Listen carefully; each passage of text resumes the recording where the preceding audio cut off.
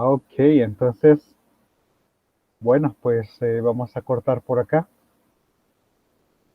Entonces ya creo que ya está grabando y ya debería poder ver eh, lo que estoy compartiendo. Vamos a ver, guardemos acá y peguémoslo acá. Este ejemplo también solo lo voy a comentar porque es básicamente lo que hemos hecho, el mismo truco. Velocidad de escape. En su novela De la Tierra a la Luna, en 1865, Julio Verne pues preguntó cuál era la velocidad inicial necesaria para que un proyectil disparado desde la superficie de la Tierra alcance la Luna. Similarmente, podemos preguntar cuál es la velocidad inicial v sub 0 necesaria para que el proyectil escape la Tierra totalmente. Esa sería si la velocidad igual a derivada de la distancia con respecto al centro de la Tierra, con respecto al tiempo, se mantiene positivo para todo t mayor que cero, por lo que continúa para siempre alejándose de la Tierra, con r de t, denotando el proyectil, la distancia del proyectil desde la Tierra, desde el centro de la Tierra. En tiempo t tenemos la ecuación, bueno, b' igual a menos g por m entre r al cuadrado, específicamente la ecuación que nosotros trabajamos el día de ayer, similar a la ecuación del problema anterior, pero con t igual a cero, donde no hay un empuje, una fuerza de empuje. Y aquí está la masa de la Tierra y el radio de la Tierra desde el Ecuador, en el Ecuador. Y recuerdan el truco que nosotros ocupamos, ya que aquí teníamos la variable dependiente b y 2, bueno, y esta variable r que podría pensarse como una variable dependiente o independiente de una variable independiente. Entonces, el problema es que teníamos ahí tres variables. Pero si nosotros pensábamos a la velocidad como una variable que depende de la distancia, podríamos aplicar la regla de la cadena y mostrar que la aceleración es en efecto velocidad por derivada de la velocidad con respecto a la distancia. Y nuestra ecuación diferencial cambia. Y la vez pasada había preguntado qué tipo de ecuación diferencial era esta. Solo que teníamos ahí un t, ¿verdad? Y que en efecto era una ecuación diferencial separable, ya que si yo divido por b, yo podría escribir eso como menos g por m sobre r cuadrado multiplicado por 1 sobre b.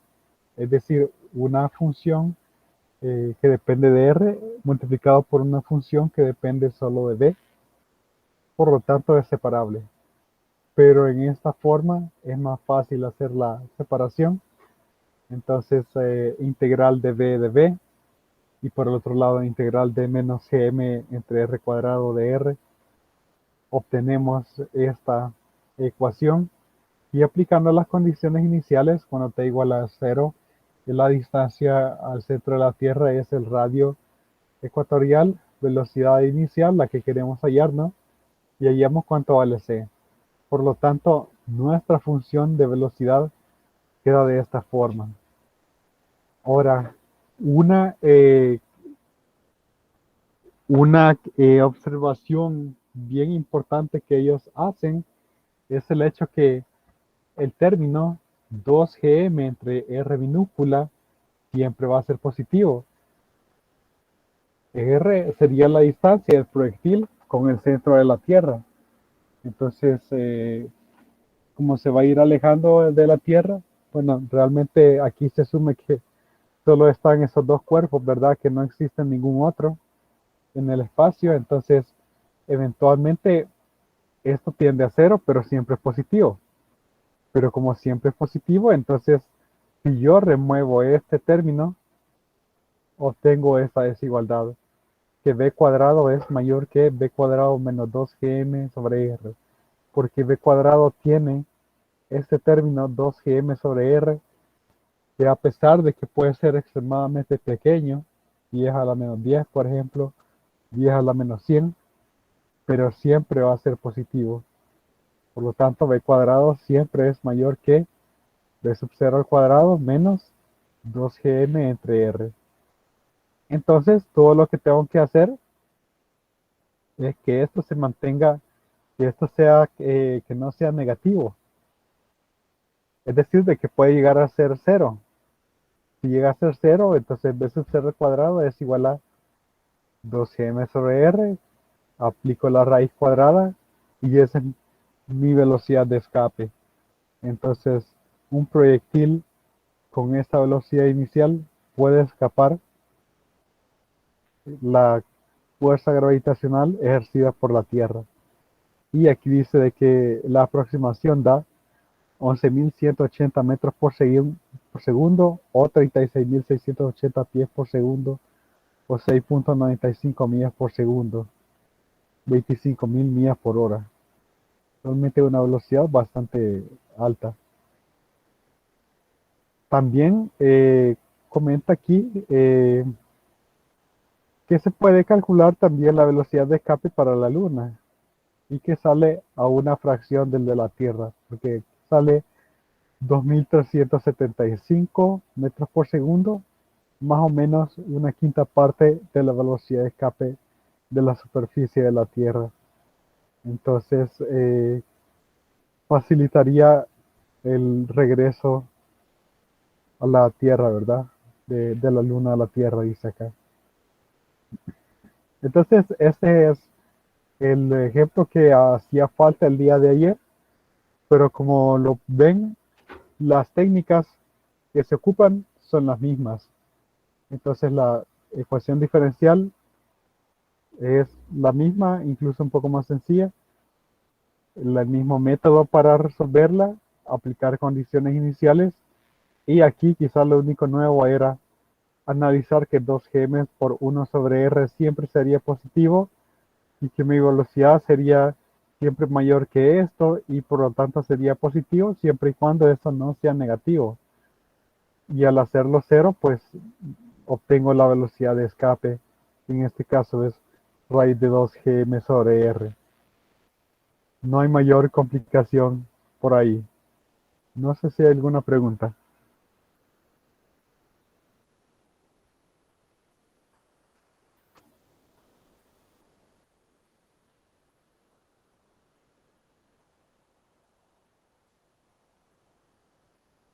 ¿Alguna pregunta?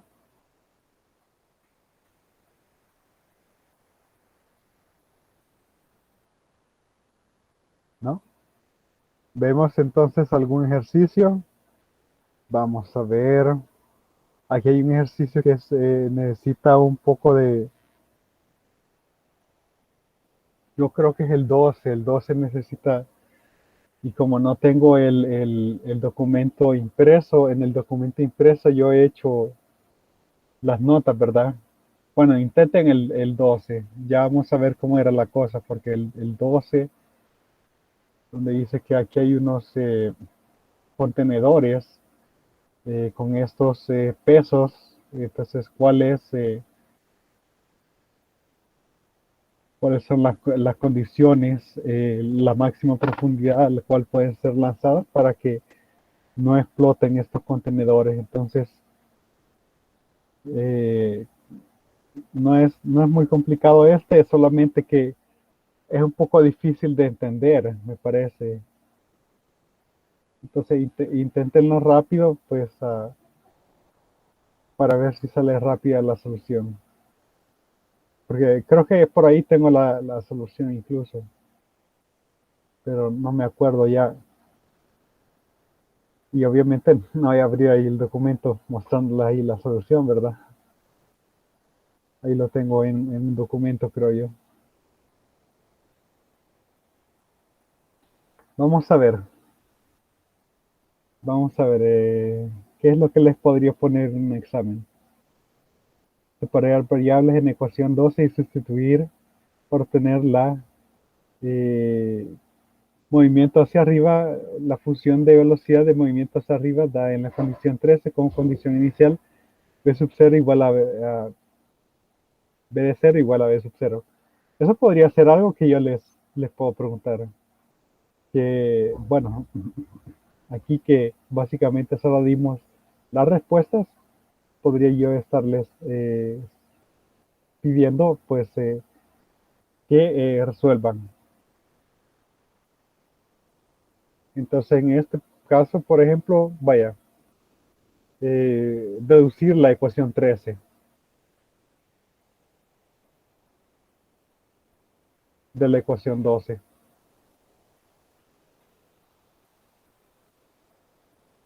Vamos a poner ese ejercicio.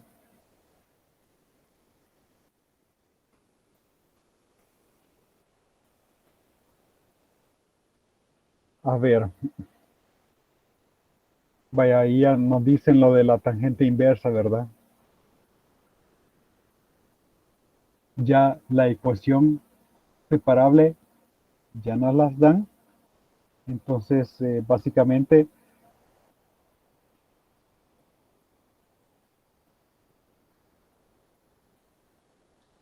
vamos a ver, vamos a ver cuál es la forma más sencilla. En este caso, la idea es que nosotros deduzcamos esta función sin ocupar algún programa para integrar, para hacer las integraciones, ¿verdad? Incluso ustedes podrían ver ahí, pues, cuál es el método de integración, ¿verdad? La fórmula de integración, pero me gustaría también que recordaran un poco la forma de hacer estas integraciones. Entonces, si nosotros lográramos crear aquí un z cuadrado, entonces ya podríamos hacer precisamente la integración sin ningún problema. Entonces, de b entre 1 más rho entre g de cuadrado igual a menos g de t. Y en este caso, nuestro z va a ser raíz cuadrada de rho sobre g por, por b. De tal forma, perdón, al revés, g sobre rho. De tal forma que, no, está bien, porque queremos que esto sea sustituido totalmente por z. Entonces, rho sobre g, de tal forma que esto es z cuadrado. Finalmente, db sería igual a, al multiplicar esto, raíz de g sobre rho, multiplicado por dz. Y ya tengo los elementos para poder integrar el lado derecho. Entonces, el lado derecho, pues me quedaría integral de db, raíz de g sobre rho, de z, entre, y ahora ese sería un z cuadrado más 1. Por lo tanto, raíz de g sobre rho, tangente inversa de z. Entonces, la ecuación quedaría ya esto, ¿verdad? Sustituyendo z, raíz de g sobre rho, tangente inversa de z, que sería raíz de rho sobre g por b, igual a menos g por t más una constante. Y la función tangente inversa, pues, a ver, la función tangente tiene una forma, un tipo S de esta forma. La función tangente inversa tendrá una forma aproximadamente así, donde los límites van desde más pi medios hasta menos pi medios. De tal forma que la tangente inversa de 0 es igual a 0. Hay que hallar cuánto vale C en este caso. Bueno, aquí le pusieron ahí un C1 dentro de la tangente. Vamos a ver. Ah, pues yo creo que a este le ponen C1. Vaya, ¿cuánto es C1? En T igual a 0, mi velocidad en 0 va a ser V sub 0 y T va a ser igual a 0. Entonces tendría básicamente, vamos a ver, raíz de g sobre ρ por tangente inversa de raíz de ρ sobre g por b sub 0. Y es exactamente lo que está acá, ¿no? Según tangente inversa de, vamos a ver, el b sub 0 está fuera de la raíz cuadrada.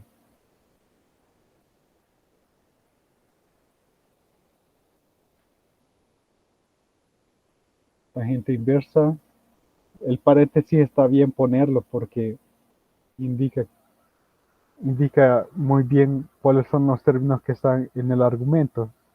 Raíz de, quiero ver, pero entonces, es que C1 también absorbe a esta raíz de G sobre G, probablemente. Ahí está una diferencia. Entonces, vamos a ver.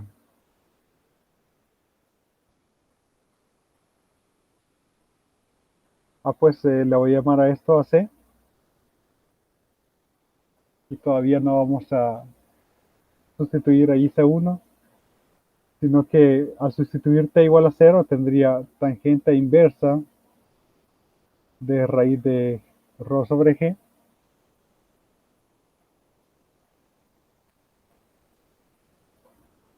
por B sub 0 igual a raíz de G sobre ρ por C. Y a esto es lo que le voy a llamar C sub 1. Ahí está, C sub 1 le llamo a esa constante.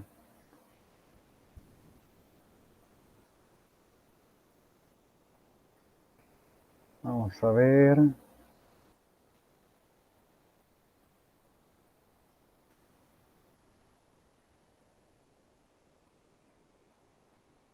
Bien, entonces a esto le vamos a poner alfa. Alfa continúa aquí. Ya después de haber multiplicado por raíz de g sobre ρ, tengo tangente inversa de raíz de ρ sobre g por b igual a menos g por t más, y como este C sub 1 ya incluye a raíz de ρ sobre g,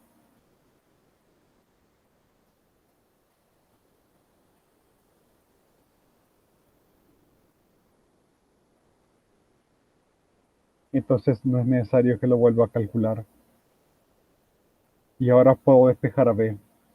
Mi función b de t es igual a la tangente de C sub 1 menos g por t multiplicado por la raíz de g sobre ρ, donde C sub 1 está definido de esta forma. Vamos a comparar con lo que está aquí en el libro. C sub 1 menos,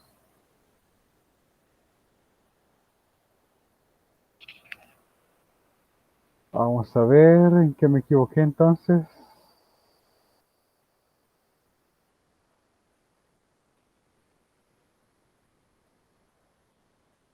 Hay un pequeño error por ahí. Raíz de g sobre ρ tangente de C sub 1 menos g por t con C sub 1 igual a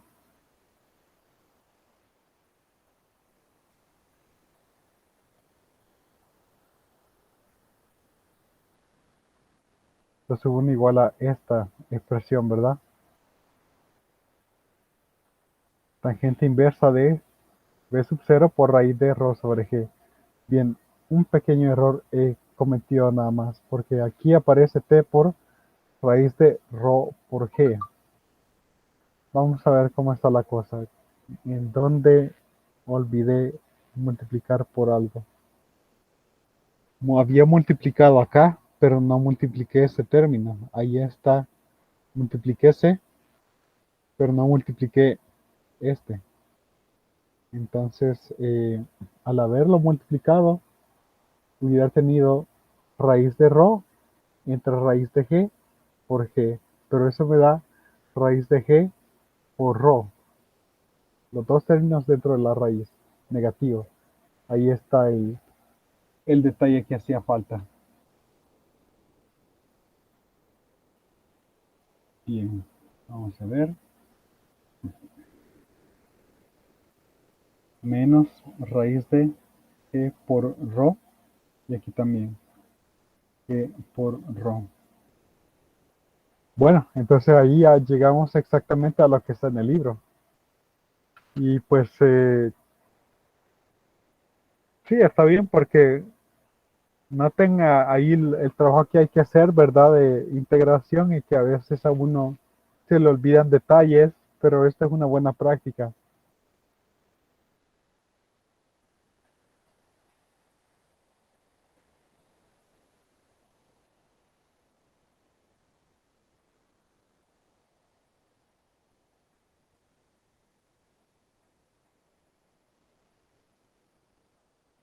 Es una buena práctica hacer eso.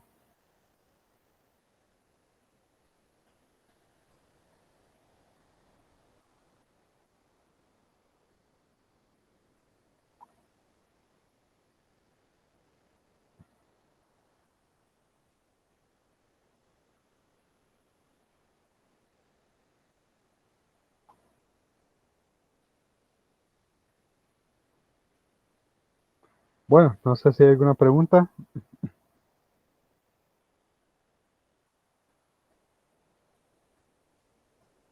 ¿Alguna pregunta con respecto a esto?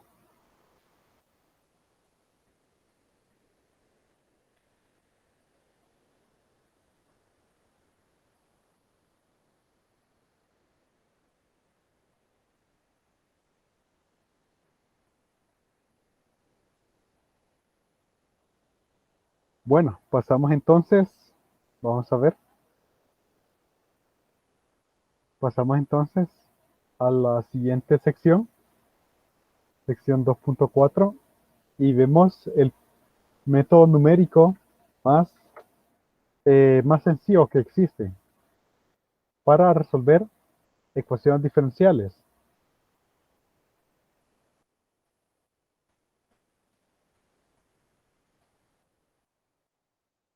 El método, vamos a ver,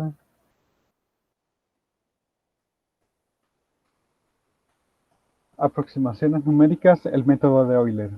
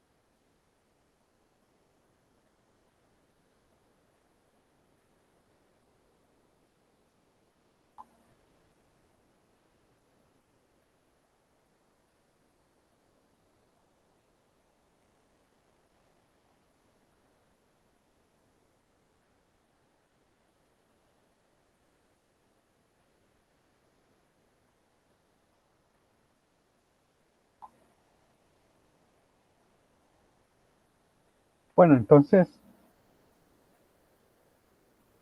hay muchas ecuaciones diferenciales de la forma y' igual a f de x, y, que por simples que parezcan, no tenemos una solución en funciones elementales, como una combinación finita de funciones elementales. Funciones elementales, eh,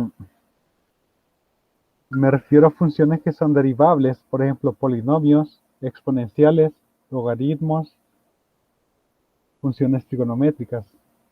Entonces, una ecuación tan sencilla como esta, a pesar de que ustedes pueden ver que es una ecuación diferencial simple y que su solución es la integral de e a la menos x cuadrado, pero e a la menos x cuadrado no tiene una antiderivada como combinación finita de funciones elementales,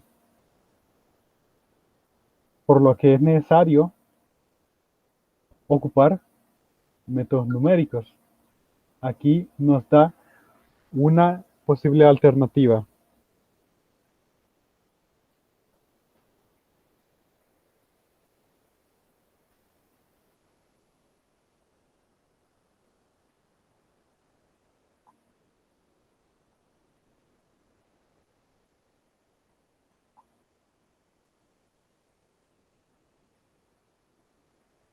Este proceso me parece bien descrito porque dice, como una posible alternativa, un graficador de computadora viejo, entonces uno que utiliza un lapicero para dibujar las curvas mecánicamente, puede ser programado para dibujar la solución, las curvas soluciones empezando en x sub 0, y sub 0 e intenta eh, pasar a través del campo de pendientes de la ecuación diferencial y' igual a f de xy. El procedimiento de este graficador podría describirse como sigue. El graficador inicia en x sub 0, y sub 0 y se mueve una distancia pequeña a lo largo de x sub 0, y sub 0. Tomando esto nos lleva hasta el punto x1, y sub 1. De x1, y sub 1 el lapicero cambia de dirección y ahora se mueve una pequeña distancia alrededor de la pendiente, del segmento de pendiente con este nuevo punto x1, y sub 1. Esto nos lleva al siguiente punto x2, y sub 2. De x2, y sub 2 el lapicero cambia de dirección de nuevo y ahora se mueve una pequeña distancia alrededor de la pendiente del segmento de pendiente a través de x2, y sub 2. Esto nos lleva al siguiente punto x3, y sub 3. Entonces, esta secuencia de puntos nos da una aproximación a la curva solución. Cuando la distancia horizontal de estos puntos es pequeña, entonces la aproximación se va a acercar a la curva solución a tal punto que visualmente no vamos a poder ver una diferencia. Entonces, Euler, un matemático del siglo XVIII, que creó muchos conceptos, fórmulas, métodos y resultados que tienen su nombre, no tenía una computadora graficadora, pero su idea fue hacer todo esto numéricamente en vez de gráficamente. Para aproximar la solución del problema de valor inicial, y' igual a f de x, y de x sub 0 igual a y sub 0, primero escogemos un tamaño de paso h que se usa en cada uno de los pasos para ir al siguiente punto. Suponer que hemos iniciado en el punto x0, y sub 0 y después de n pasos hemos alcanzado el punto xn, y sub n. Entonces el paso de xn, y sub n al siguiente, y aquí está la ilustración, tiene como pendiente el segmento de xn y n a xn más 1, y sub n más 1, la función evaluada en xn, y sub n. Entonces, vamos a extrapolar la derivada en este punto para todo este trazo. Y por lo tanto, un cambio horizontal de h de xn a xn más 1 corresponde a un cambio vertical e por h igual a h por f de xn y n, desde yn a yn más 1, por lo que las coordenadas del nuevo punto se dan en términos de las viejas coordenadas de la siguiente forma. El cambio en x simplemente es un tamaño de paso h que va a mantenerse constante, pero para y sería el cambio con respecto a la pendiente. Se calcula lo que es la derivada en este punto y se calcula lo que es el cambio que se daría con esa pendiente durante todo este tamaño de paso h. Bueno, si la pendiente es el cociente de el opuesto entre el adyacente, ciertamente si este es h, entonces este sería entonces h por f de x n y n. Y este sería el cambio para y. Mi nuevo y estaría, entonces sería el viejo y más tamaño de paso multiplicado por la pendiente. Y eso es en lo que consiste el método de Euler de tamaño de paso h, que consiste de pasos iniciales, un punto inicial x sub 0 y y sub 0, y aplicar pues iteradamente esta misma fórmula una y otra vez hasta que logramos obtener los puntos sucesivos, que son las aproximaciones a los puntos de la curva. Estos puntos y sub 1, y sub 2, y sub 3, y sub n son las aproximaciones a los valores reales. Y de x1, y de x2, y de x3, y de xn. En los puntos x1, x2, x3, xn de la solución exacta y posiblemente desconocida del problema de valor inicial. Noten de que aquí estamos hablando de un problema de valor inicial. Necesitamos una condición inicial. Ciertamente esto no se puede hacer solamente con la ecuación diferencial, sino que solamente con la condición, si tenemos la condición inicial.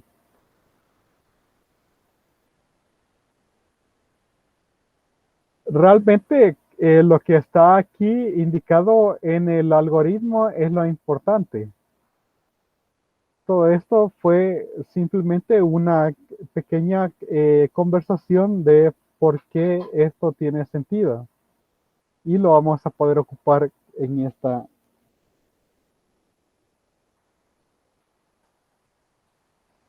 este, ¿cómo se llama? En estos problemas. Vamos entonces a graficar, perdón, a poner aquí lo que es el algoritmo. Vamos a poner aquí lo que es la gráfica.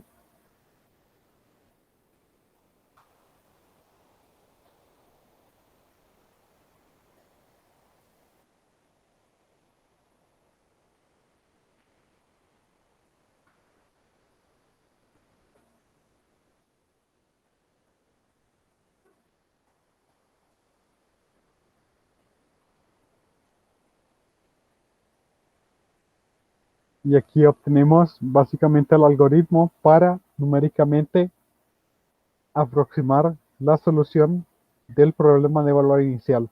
Algo que es importante tomar en cuenta es que, como en ecuaciones diferenciales, nosotros obtenemos una función como solución. Lo que aquí obtenemos es una tabla de valores que aproxima la solución de la función en los puntos mayas. Y en los puntos mayas me refiero en los x correspondientes basados en el tamaño de paso. Y aquí lo vamos a ver con este ejemplo. A ver, vamos a ver. Ejemplo 1.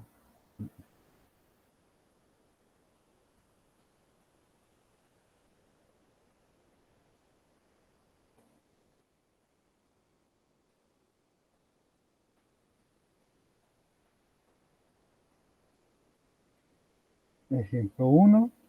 Ok, entonces aquí voy a dejar el ejemplo 1 para que lo revisen. Solamente voy a revisar ahí algo rápido. Ya vengo.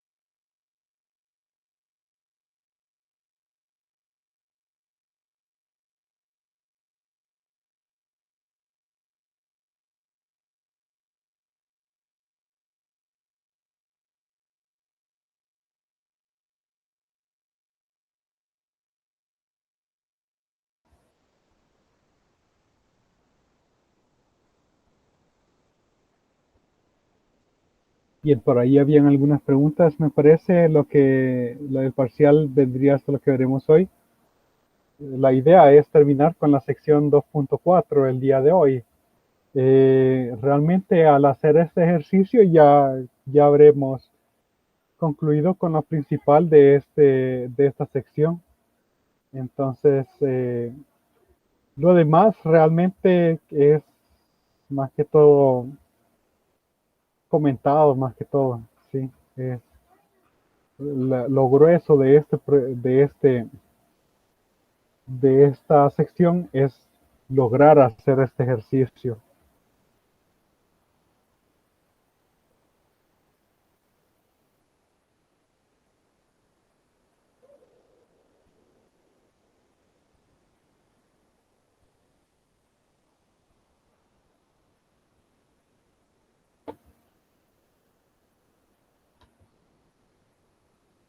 Ok, entonces vamos a ver. Vaya, en este caso, las fórmulas de iteración son bien sencillas. Entonces, vamos a ver. Vamos a aproximar a través del método de Euler la solución de la ecuación diferencial que está acá. Y ustedes pueden ver que es una ecuación diferencial lineal.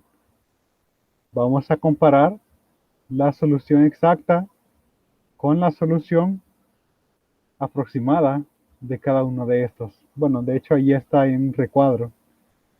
Entonces, ¿cómo procedemos? ¿Cuál es la estrategia para poder trabajar este problema? Noten de que la respuesta en este caso va a ser una tabla de valores. Mi tamaño de paso es 1. Yo tengo y de 0, empiezo en x igual a 0, mi intervalo es de 0 a 5, entonces básicamente en 0 yo ya tengo cuánto vale y vale menos 3, pero eso es por la condición inicial. Luego está y igual a 1, y igual a 2, y igual a 3, y igual a 4, y igual a 5. Aproximamos hasta 5 y damos la tabla de aproximaciones. Esa es, esa es nuestra tarea en este caso. Aproximar x es bien sencillo porque el incremento es de una unidad entera. Entonces el que cuesta un poco más es y sub n. Por lo que voy a hacer una aproximación, una simplificación para y sub n. Y sub n más 1 va a ser igual a y sub n más h.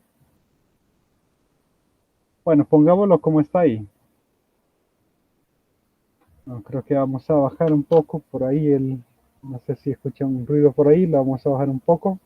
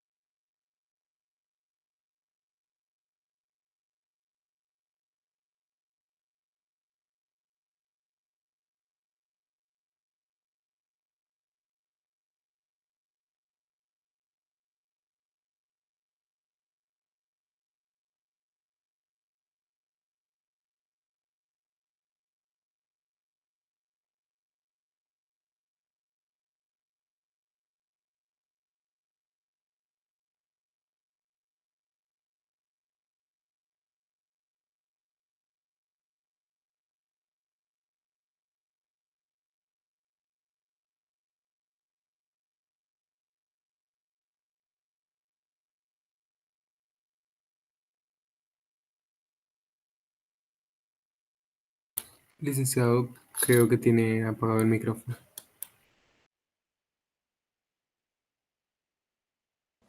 Gracias. Entonces, vaya, al sustituir los elementos, tengo y sub n más h por f de x, y, ¿verdad? En este caso, sustituyo x por x sub n, y por y sub n, x sub n más un quinto de y sub n, Y al sumar todo eso tengo x sub n más y sub n más un quinto de y sub n, 6 quintos de y sub n. Me queda una expresión un poquito más sencilla. A veces es más, se puede simplificar, no siempre se puede simplificar. Pero ya con esto yo ya puedo hacer mi tabla. La respuesta en este caso sería, bueno, si n es igual a 0, x sub 0 es 0 y y sub 0 empieza con menos 3. Y así voy calculando hasta llegar a 5. Bien, y yo sé que los incrementos en x son de una unidad y en este caso coinciden con n, pero no necesariamente ese es el caso. Entonces, mi nuevo y, ¿cuánto vale? Mi viejo x más 6 quintos del viejo y. Agarro la calculadora y obtendría pues 0 más 0 más 6 quintos por menos 3. Y básicamente eso es menos 3.6. Luego, para n igual a 2, y sub 2, perdón, aquí debería decir x sub n, y sub n.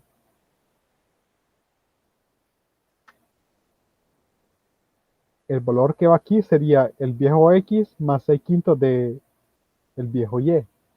Vamos a ver, 1 más 6 quintos por menos 3.6. 3.32.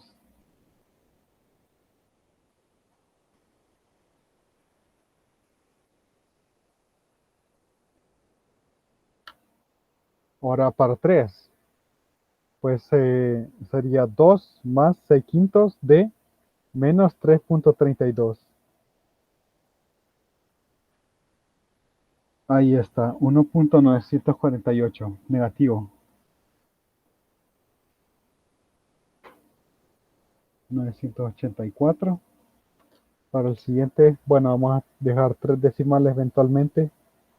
3 más 6 quintos de menos 9, menos 1.984. Punto 6192.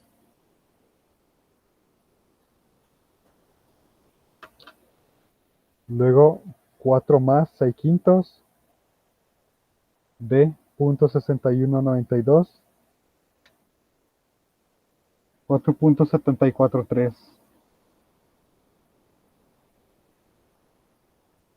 Y ahí está. Esta sería nuestra respuesta. Noten que en este caso la respuesta es una tabla de valores. Y son las aproximaciones en y lo que nos importa, ¿verdad?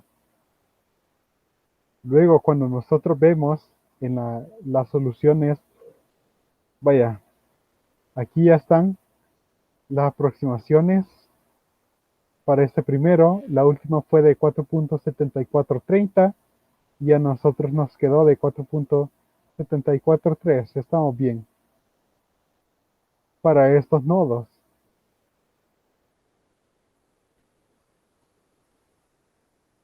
Y esta gráfica es importante tomarla en cuenta porque nos muestra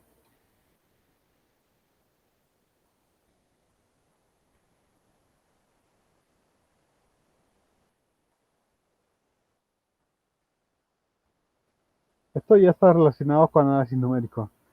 La solución exacta, aquí si yo hago las aproximaciones con un tamaño de paso h igual a 1, mis respuestas están en esos cuadritos pequeños que están aquí, ¿no? Entonces muestran esta gráfica que digamos que es más poligonal, parece más como una parte de un polígono, ¿no? Bastante discreto en el sentido de que no se ve como una curva, pero de alguna forma estamos aproximando la solución exacta. Si escogemos un h más pequeño, cada vez nuestra solución está acercándose más a la solución exacta. Entonces, para el literal b, que es, bueno, el literal b solo lo hace de 0 a 1, y ahí tendríamos que hacer 5 iteraciones, igual que aquí. Iteraciones, me refiero a estar ocupando cada vez esta fórmula, ¿verdad? Utilicé 5 veces esta fórmula, 5 iteraciones. De 0 a 1 tendré que hacer 5 iteraciones con h igual a 0.2. Para ir de 0 a 5 tendré que hacer entonces 25 iteraciones. El número de iteraciones crece a medida que el tamaño de paso se reduce, pero también la aproximación mejora. En el curso de análisis numérico nosotros vemos tamaños de paso ideales donde tenemos la máxima precisión posible, porque no es cierto que con el h más pequeño posible vayamos a obtener la mejor aproximación posible.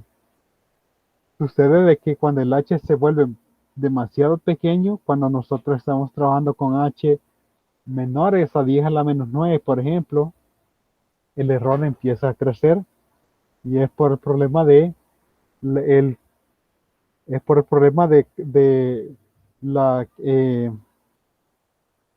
del redondeo que tienen las computadoras. Bueno, la fórmula de iteración se mantiene igual. Quizás para el literal b,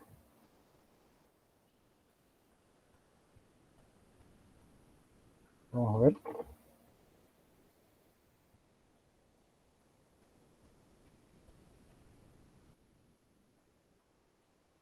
Voy a poner n de primero.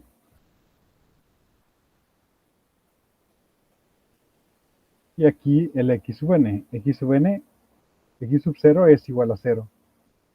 Y el y sub 0 es igual a menos 3. Quizás un poco más despacio lo hubiera dejado acá porque vamos a probablemente trabajar con algunos decimales más. Entonces, vamos a ver.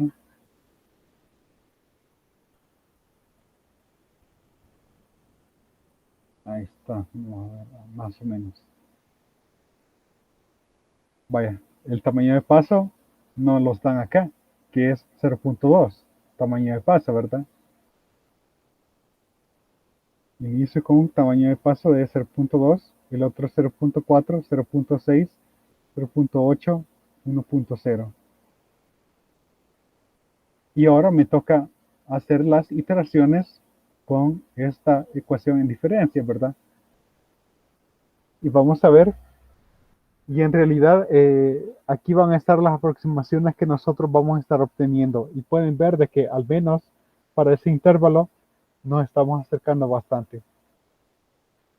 Reiterar también de que este método de Euler es el más básico, sencillo que existe. Y que si lo vemos es por propósitos pedagógicos. Es fácil de entender. Hay métodos bastante sofisticados, Runge-Kutta, para poder deducir Runge-Kutta se tuvo que hacer un trabajo bastante fuerte en análisis. Los métodos más ocupados se ocupan LSOB o RK45 en MATLAB. LSOB está en Octave. Python tendrá también sus rutinas, por ejemplo, y lo que ocupan son unos métodos que regulan el error al hacer aproximaciones de orden 4 y de orden 5. Ya son conceptos, digamos que un poquito elevados. Pero sí, los métodos que están implementados en estos programas son bastante sofisticados. Pero esto ayuda a empezar a entender cómo podría funcionar eso. Bueno, completamos entonces el siguiente, ¿no? Pues mi x sub n anterior, que es 0, más 6 quintos de menos 3. Y obtengo menos 3.6. Perdón, aquí el tamaño de paso es 0.2. Aquí casi cometo un error. Y sub n más 1 es igual a y sub n más 0.2 por x sub n más un quinto de y sub n. Ok, entonces, ¿podré simplificar aquí? Sí. Entonces, 0.2 de x sub n. Y este básicamente es 0.2 también. Tendría 1.04 de y sub n. 1 más 0.2 por 0.2, 0.04. Si puedo simplificar esta expresión, vale la pena, porque como yo lo voy a estar ocupando varias veces, si la puedo simplificar, realmente es pues se ahorra tiempo, pero hay que asegurarse de hacerlo bien, porque si no, entonces vas a tener todo malo y habrá sido de choto haberlo tratado de simplificarlo. Bien, entonces 0.2 por 0 más 1.04 multiplicado por y sub n, que es menos 3. Y obtengo menos 3.12 como primera iteración. Menos 3.12. Ahora, para el siguiente, creo que sí, está bien. Punto 2 multiplicado por punto 2 más 1.04 por menos 3.12. Aquí simplemente es de seguir el algoritmo.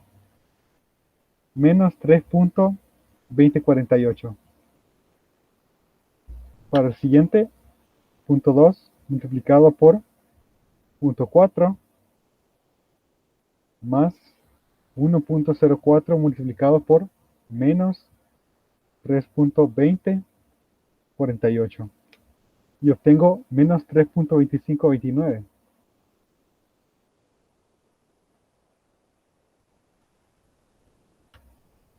Para el siguiente, punto 2 multiplicado por punto 6 multiplicado por 1.04 por menos 3.2529. Me aparece un número menos 0.405, que probablemente he cometido un error. Y en efecto, había puesto una multiplicación en vez de una suma. Pueden ver de que al ver los resultados nosotros podemos detectar también problemas. Entonces, estos números de alguna forma, a medida que h disminuye, deberían parecerse un poco. Y finalmente, para el último, tengo punto 2 por punto 8 más 1.04 multiplicado por menos 3.26, 3016.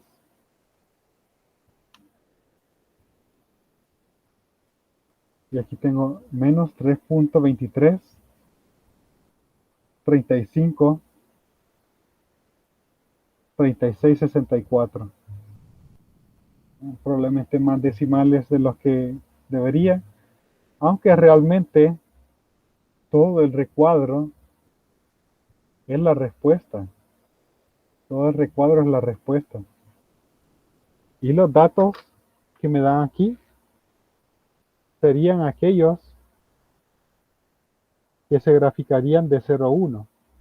Vamos a ver si en efecto en el libro obtengo para Y5 algo parecido. Aquí aparece un menos 3.234.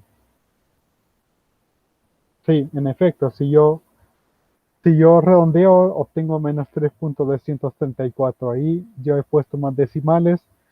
Sugiero al menos 4 dígitos significativos y si es posible 5. Aunque aquí yo he puesto 3, 6, 9. 9 dígitos significativos. Eso está bien. Y esto es lo principal de esta sección. Ya con eso ya podemos tener la sección para el examen. Aquí dice exactitud alta con el método de Euler usualmente requiere un tamaño de paso muy pequeño. Podría ser un 10 a la menos 8. Porque si bajas de 10 a la menos 8, lo que sucede es que por el error de redondeo, tu error empieza a subir. Y ese es un buen experimento computacional que se puede revisar.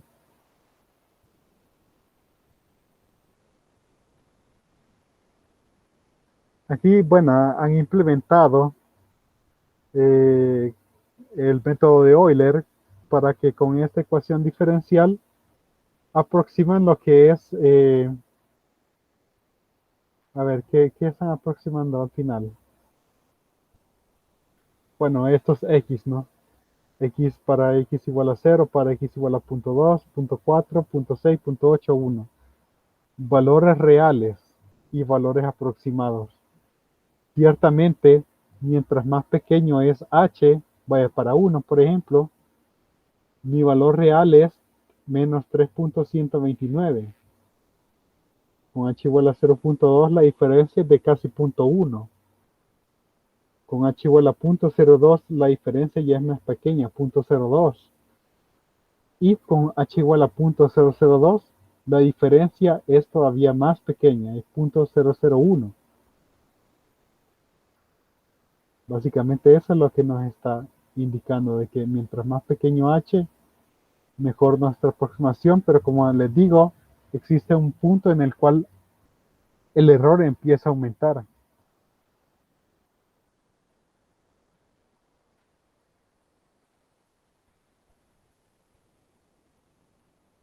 Bueno, el último tema de esta sección es errores locales y acumulados.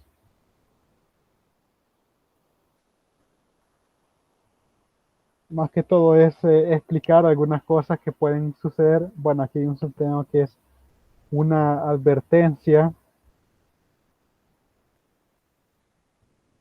Tenemos suficiente tiempo para terminar esto porque realmente aquí no hay nada que calcular, solamente es de revisar. Vaya, errores locales y acumulados. Existen varias fuentes de error en el método de Euler que podrían hacer la aproximación y sub n a y de x sub n que no sea confiable para valores grandes de n. Aquellos para los cuales x sub n no es suficientemente cercano a x sub 0. El error en la fórmula de aproximación y de x sub n más 1 aproximadamente igual a y sub n más h por f de x sub n, y sub n igual a y sub n más 1, es el monto por el cual la línea tangente a xn y n se separa de la curva solución a través de xn y sub n, como se ilustra en esta figura, ¿verdad? Entonces, aquí hay un error local, el error en el que yo estoy cayendo por cada paso que yo esté realizando el método de Euler. El error local indicado en la figura sería aquel error en y sub n más 1 si el punto inicial fuera el valor exacto en vez de solamente una aproximación de y de x sub n. Pero y sub n en sí mismo sufre de efectos acumulados de todos los errores acumulados en los pasos anteriores. Así, la línea tangente es tangente a la solución incorrecta, a la curva solución incorrecta a través del punto x sub n y y sub n, en vez de su solución real, la solución de la curva real que pasa por el punto x sub 0 y y sub 0. Y la siguiente figura ilustra el error acumulado del método de Euler y el monto por el cual pues los pasos poligonales de x sub 0 y y sub 0 salen a la solución actual de la curva que pasa a través de x sub 0 y y sub 0. Bueno, entonces, por ejemplo, ya hay un error. Una vez que yo ocupo el método de Euler, lo vuelvo a ocupar y el error empieza a propagarse. Y el error acumulado es la separación del error exacto ya en mi punto final. Entonces, si yo estuviera aproximando de 0 a 5, por ejemplo, y hago 1000 iteraciones, mi error acumulado ya sería pues el error pues de todas esas aproximaciones, ¿no?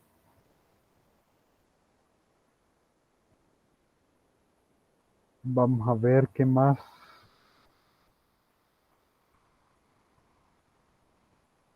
Vaya, eso con respecto a los errores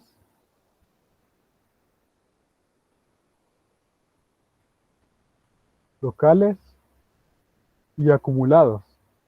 Esa es la diferencia de cada uno de ellos, ¿verdad? El error local es aquella donde yo asumo que el paso anterior es exacto. Uy, vamos a ver si no cometí un error ahí. Para copiar. Estamos bien.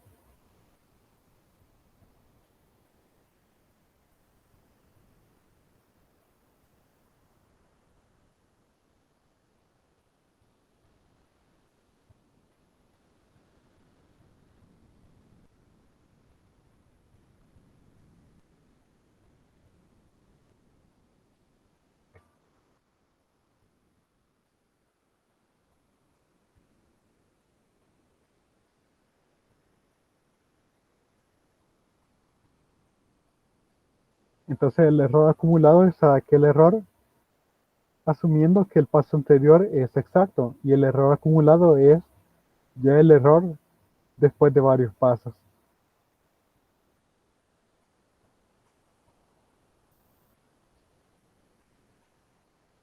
Aquí dice que una forma usual para intentar reducir el error acumulado en el método de Euler es decrecer el tamaño de paso h. Entonces, por ejemplo, con h igual a 0.001 se requerirían 1000 pasos.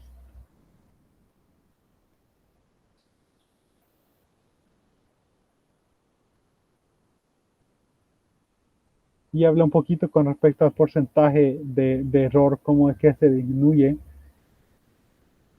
Para aquella ecuación diferencial podemos ver de que el y actual se acerca al y aproximado si h es más pequeño. Pero que hay dos razones por las cuales no se hace, no se disminuye hasta el h más pequeño que sea que logre la computadora. Y uno de esos es por el tiempo.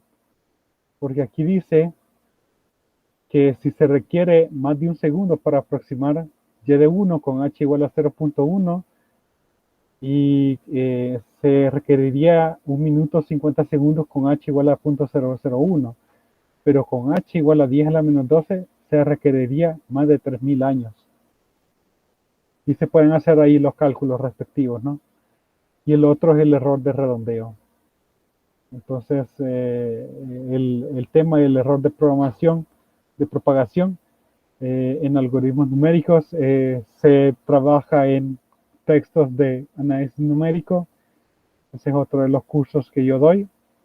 Entonces, bueno, aquí hay otros ejemplos, ¿verdad? Donde nosotros podemos ver también cómo las aproximaciones se acercan,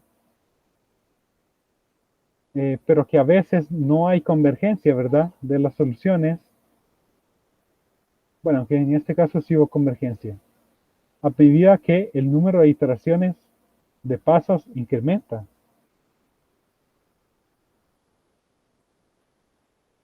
Pero que a veces cuesta llegar a eso, a las aproximaciones correctas. Y este gráfico lo muestra, porque con n igual a 400 todavía hay problemas, por ejemplo, para aproximar y en 15. Hay problemas para eso.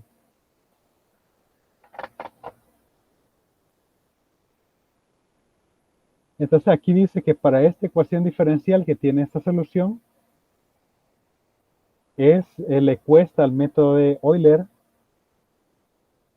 lograr replicar esas oscilaciones y no obtiene buenas aproximaciones cerca del máximo de esas oscilaciones. Y aquí hay una palabra de advertencia. Y lo vemos con una ecuación diferencial bien sencilla. Y' igual a x cuadrado más y cuadrado y y de z igual a 1. En el intervalo de 0 a 1. Mi f de xy es x cuadrado más y cuadrado. Aquí está mi fórmula de iteración. Y al iterar obtengo que y en 1 sería 7.185. Pero cuando nosotros ocupamos métodos numéricos más sofisticados, vemos que la curva tiene una asíntota en x igual a 0.97. La función no existe en 1. Sin embargo, ocupando el método de Euler con h igual a 0.1, obtenemos una aproximación de 7.1895. Y esa es otra de las situaciones que hay que tener cuidado en el campo de análisis numérico. Porque pueden haber ecuaciones diferenciales con características bastante extrañas. De tal forma que en este caso hay una asíntota en 0.97 para este problema de valor inicial, pero que con un método de Euler y con un h igual a 0.1, yo obtuve una respuesta totalmente errónea. Y eso es parte de los mejoramientos que se tienen, mejoramientos, refinaciones que se tienen que hacer a los algoritmos para poder detectar este tipo de problemas. Y de tal forma que si vos ocupas un método numérico, bueno, primero, no confiar ciegamente en que la computadora, lo que te da la computadora es la solución correcta. Pero también que todavía siempre hay un trabajo en el aspecto de mejorar los algoritmos. Nuevas metodologías se están creando para poder obtener mejores resultados. Ya ustedes probablemente han escuchado de las computadoras cuánticas. Si no han escuchado de las computadoras cuánticas, vean el Google I.O. del año, de este año. Han hecho nuevas actualizaciones, avances. Vamos a ver. Aquí con las computadoras.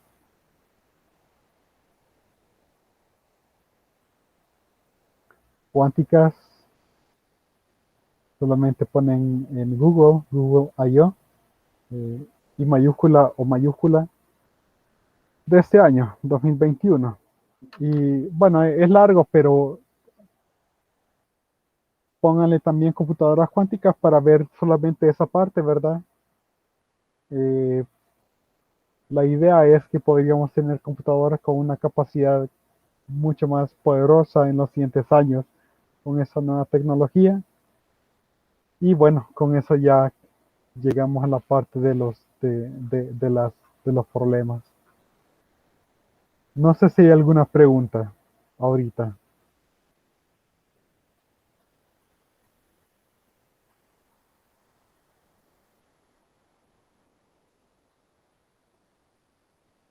Sí, si en caso la pregunta del parcial fuera con algún método de Euler, bueno, lo más probable es que yo les pida algo como con el método de Euler, quiero que aproximen y de 5 con un tamaño de paso h igual a 1. Entonces, no es necesario que me den toda la tabla, sino que el último número. Pero cuidado, porque para que el último número esté bien, todas las iteraciones debieron haber estado correctas. Probablemente eso es lo que les pidan. Y es más fácil, sería más fácil de calificar. O puede ser que yo les pida un vector. solamente un vector, ¿verdad? Con las aproximaciones. -3, -3.6, -3.32 y así, ¿verdad? Y luego, pues, con el sistema yo haga comparar con la respuesta que se tiene, más con la respuesta más exacta. Con la respuesta más exacta yo estaría guardando todos los decimales posibles. Pues, y usualmente doy un margen de error de 1%. Bueno, pues están esas dos posibilidades donde yo les pida que entren el vector de aproximaciones o quizás solamente el último número. Y en caso del último número, hagan los cálculos 2, 3 veces. No vaya a ser de que esté equivocada y ustedes metan el número equivocado. Para eso se les dan también 3 intentos, ¿verdad? Así que, bueno, pues algo más. Recuerden de que las, debido a los 3 intentos, no se les revisa lo que es los procedimientos. Por lo que el procedimiento podría estar totalmente bien y ustedes metieron otro número que no tiene nada que ver, ¿verdad? Porque a veces se puede ver, el punto decimal, simplemente lo escribiste en la posición incorrecta y con base solamente a esa respuesta yo califico, ¿verdad? Pero solamente estoy calificando con base a la respuesta y en nada más. Entonces ahí lo que tengan en el, lo que tengan en el trabajo hecho no lo estaría revisando. Pero al final, pues lo que yo he visto es que a pesar de esa, la ventaja es que tienen los 3 intentos y obtienen la mayor nota, ¿verdad? La desventaja es que no se revisa el procedimiento, pero lo que yo he visto es que a la gente le prefiere este otro método. Es quizás más, mantiene el nivel de ser parejo para calificar, por un lado, y también pues es una metodología razonable. Y una de las cuestiones, pues sí, cuando no estamos no estamos en presenciales, pues si le haces una, eh, una revisión en un estudiante, ¿cómo asegurar que sos consistente con las revisiones? Realmente esa es ese es un tema interesante, porque realmente situaciones que salen en campo grises siempre hay. Entonces uno tiene que estar bien claro como profesor cómo califica para saber si le da o no eh, puntos extras a un estudiante que está pidiendo revisión. Entonces, ¿con base a qué? Y tratar de eh, que estas reglas se mantengan. Y eso es difícil. Y eso no es tan sencillo. Eso es complicado. Entonces, ¿habrá examen de práctica? No, porque en este caso el examen de práctica era para que ustedes se familiarizaran con el sistema. En este caso no, ya no es necesario que se familiaricen con el sistema. Quizás algún problema que tenga que haya que entrar la solución en cierta forma, les puedo decir, miren, tienen que entrar la solución de esta forma. Por ejemplo, si van a tener que entrar a un vector, ¿verdad? Pero no habría examen de práctica, ya sería propiamente el parcial. Bueno, entonces quizás lo dejamos hasta aquí el día de hoy. Hemos terminado la sección 2.4. Podríamos trabajar algún problema de práctica aquí ahí en el chat o el día lunes o quizá mejor el día martes, ¿verdad? Que sería perdón, el día martes o el día miércoles que tengamos la sesión de práctica. Porque yo no veo muy complicado hacer estas cosas, ¿no? Si aquí solamente es practicar. Algunos de esos programas no van a venir porque tienen el trabajo son demasiado trabajosos. Hay que hacer varios pasos. Vaya, esos, por ejemplo, utilizar un sistema computacional, no les voy a pedir que lo hagan.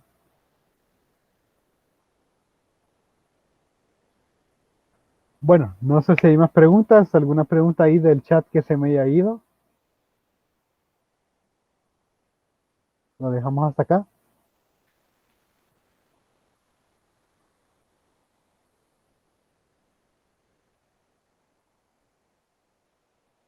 ¿Alguna pregunta que no haya contestado bien todavía? Ok, bueno, pues queda chance entonces para no almorzar tarde. Entonces lo vamos a dejar hasta acá.